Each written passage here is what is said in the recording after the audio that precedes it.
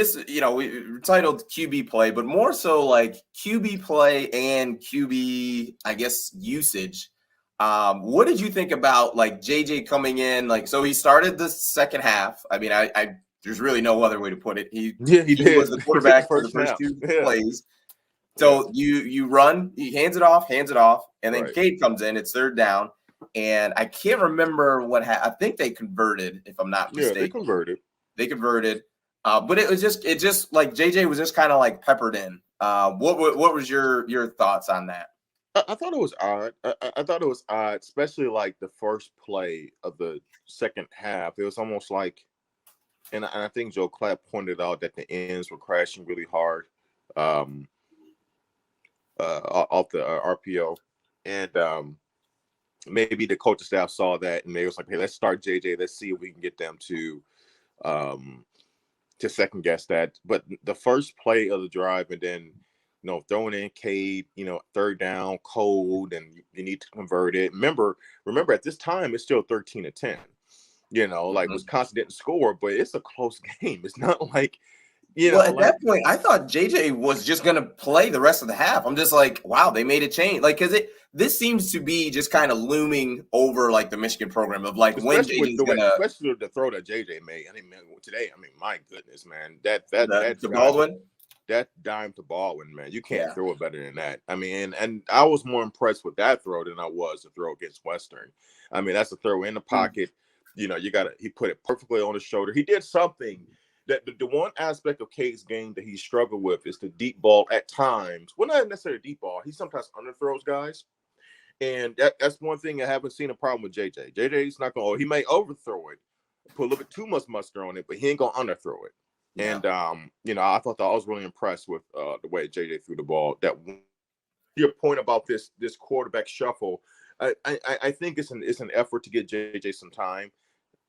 I just believe that to do that in a game in which, it's 13-10, and Cade really, especially in the first half, was just starting to get in a good rhythm, I wouldn't want to break that up.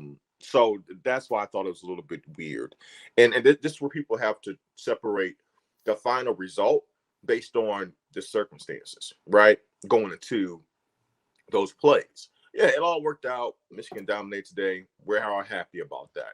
But I would hope that Harbaugh and Gaddis and the staff find better ways and to sprinkle in JJ. It's pretty disruptive. It's just, I think I'd feel better about it if they were two separate style quarterbacks. Like, but it's not as if like JJ is, the Tim Tebow, Chris Leak, dynamic. I think that's probably the first big time that we kind of saw that happen of, kind of a more of a running style quarterback, and then also the pocket passer. But JJ is more athletic than Cade, but it's not it's not a huge difference to where it's like, JJ is Lamar Jackson and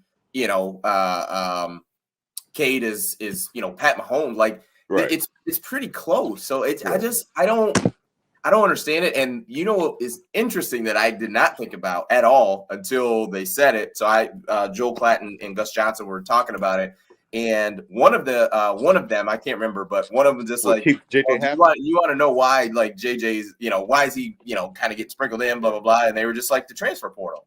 Like, you need to keep him happy, keep him in the game a little bit. And I'm like, honestly, I can understand that point 100%. And if that is the case of like, well, we want to make sure we get him to 5 games played as soon as possible. Like, I get it. Like, I get it 100%.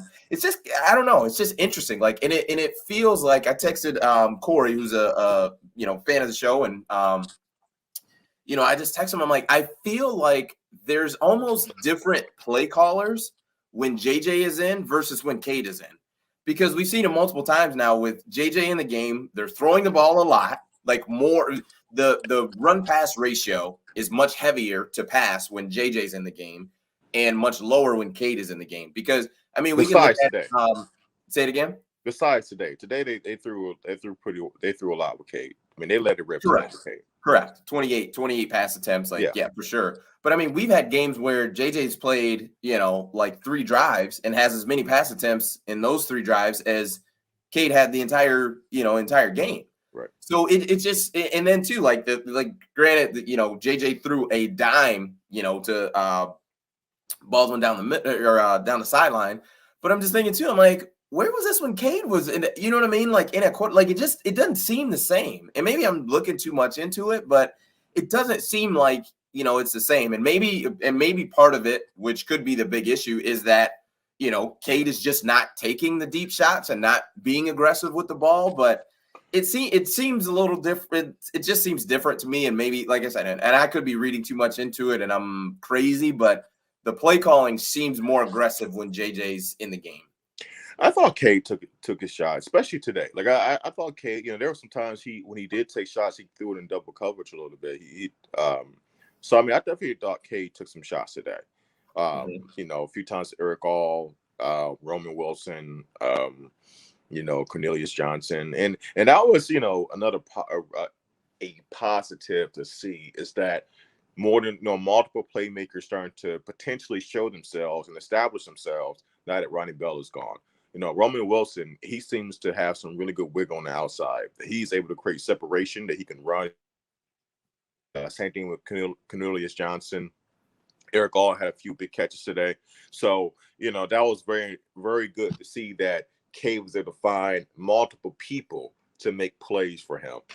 So, overall today, I thought Cade threw the ball a lot. I thought he took plenty of shots. Yeah, I didn't really see much of a less aggressive down the field approach with Cade compared to JJ. If anything, when JJ got in, I thought they ran the ball a lot more consistently, at least at first, probably to get him, comfortable being on the field and stuff like that. But yeah, I thought today it was a nice balance.